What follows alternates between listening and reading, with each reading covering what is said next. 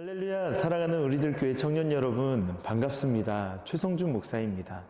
어느새 봄이 성큼 우리 곁으로 다가왔습니다. 여러분은 봄 하면 어떤 이미지가 떠오르시나요? 앙상했던 가지에 새잎이 돋아나고 또 멈췄던 만물이 소생합니다. 하나님이 세우신 창조 질서에 순종하고 복종하는 이 만물의 모습이 참으로 아름답습니다. 오늘 본문에도 말씀의 순종에 놀라운 역사를 경험하는 사람들이 등장합니다. 오늘 함께 나눌 말씀은요, 요한복음 11장 28절로 44절의 말씀입니다. 오늘 본문은 사랑하는 자 나사로를 예수님이 찾아오시고 죽음의 자리에서 생명의 자리로 옮기시는 장면의 말씀이에요. 오늘 본문의 시작은 이러합니다. 사랑하는 가족의 죽음 사건 앞에서 마리아와 마르다는 슬피 울고 있었습니다. 오빠 나사로의 빈소를 지키고 있던 마리아를 예수님은 찾으세요. 자신을 찾으신다는 얘기를 듣고 마리아는 급히 일어나 예수님 앞으로 나아갑니다. 예수님은요, 나사로의 죽음의 사건으로 이 가족을 찾아오셨어요. 그리고 이렇게 말씀해 주십니다. 이 죽음의 사건은 정말 망하는 사건이 아니라 하나님의 영광을 보게 될 사건이라고 말씀을 해주십니다. 여러분, 그렇습니다. 우리에게 찾아오는 많은 그리고 모든 사건은요, 주님이 나를 그리고 우리를 부르시는 사건이에요. 얼마 전 날 때부터 맹인의 일도 그렇고, 그리고 오늘 이 나사로의 사건도 그렇습니다. 우리에게 찾아오는 일들은요, 예수님이 내 인생에 찾아오시고 또 우리 가정에 들어오시는 구원의 사건이에요. 한번 우리가 생각해 보면 좋겠습니다. 여러분은 어떻습니까? 주님이 어떤 사건으로 나를 부르시고 계신지 한번 생각해 보면 좋겠습니다. 오늘 내가 당한 이 사건은요, 예수님이 찾아오시고 나를 부르시는 사건이라는 것을 깨닫는 저와 여러분이 되기를 소망합니다. 망하라고 주신 사건이 아니고 나를 살리고 회복시키고 구원하기 위한 하나님의 영광을 보이는 사건임을 우리가 믿었으면 좋겠습니다. 우리는 늘 예배를 통해 그리고 공동체를 통해 귀한 간증을 듣고 갑니다. 많은 청년들이 이렇게 고백합니다.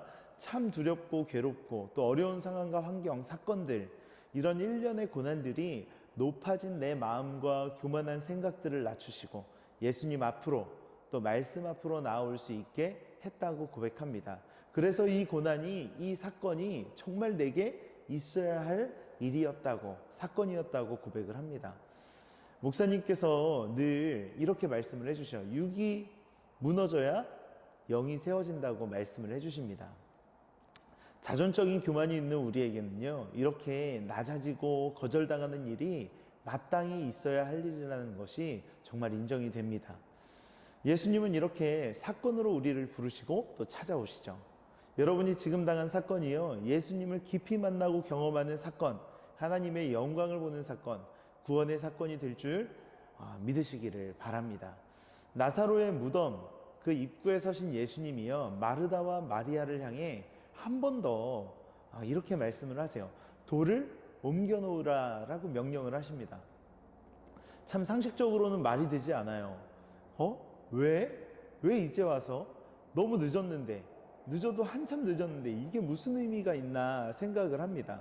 아니나 다를까 상식적인 마르다는 예수님께 이렇게 이야기하죠. 죽은 지가 나흘이나 되었음에 벌써 냄새까지 납니다. 이미 죽어 냄새까지 난다고 예수님의 말씀에 반대를 하죠. 그렇습니다. 그녀에게는요, 그저 현실, 지금의 상황, 무덤과 시체 썩는 냄새가 극명하게 보이고 느껴졌기 때문이죠. 우리는 여기서 중요한 영적 원리를 하나 알 수 있어요. 그것이 무엇입니까? 바로 선순종 후체험이라는 거예요. 무슨 말이냐? 말씀을 따라 순종하는 것이 먼저이고 생명과 회복의 역사는 그 다음이라는 거죠. 성경을 보면요, 모든 역사들이 이렇게 선순종 후체험의 영적 원리 속에서 일어났어요. 홍해 앞에서의 모세 어땠습니까? 바닷길을 여시기 전에 먼저 모세의 순종을 요구하셨어요. 여리고성 앞에서는요, 어땠습니까? 하루에 한 바퀴씩 7일간, 그리고 마지막 날 7바퀴를 도는 것이 먼저였습니다. 풀무풀에 던져진 다니엘의 세 친구들도 그랬죠. 그리고 깊은 곳에 그물을 던져야 하는 베드로도 순종이 먼저였어요. 여러분, 우리가 기억했으면 좋겠습니다. 우리의 작은 순종에 하나님은 놀랍도록 역사를 해주신다는 거예요. 우리는 근데 반대로 생각하죠. 그리고 반대를 바랍니다. 선순종 후체험 말고 하나님, 나는 선체험 후순종을 원합니다. 이렇게 얘기해요. 하나님 먼저 좀 역사를 일으켜 주세요. 그럼 내가 믿을게요. 그럼 순종할게요. 병 고쳐주세요. 취업시켜주세요.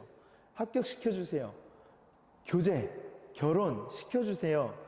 먼저 이 문제들 좀 해결해 주세요. 그럼 내가 잘 믿을게요. 그럼 내가 순종할게요. 더한 것도 하나님 할 수 있어요. 이렇게 얘기합니다. 건강 문제, 학업 문제, 진로 문제, 취업 문제, 이성교제, 결혼 문제, 지금 당면한 내 문제들 좀 하나님 해결해 주세요. 그럼 내가 하나님께 더 헌신하고 더 순종할게요. 여러분, 이게 아니라고 말씀하시는 거예요. 여전한 방식으로 큐티하고 적용하는 거, 말씀을 따라 순종하는 거, 그 다음에 하나님의 영광을 보게 된다고 오늘 하나님은 말씀하시는 겁니다. 오늘 예수님은요, 마르다와 마리아에게 돌을 옮겨 놓으라고 하십니다.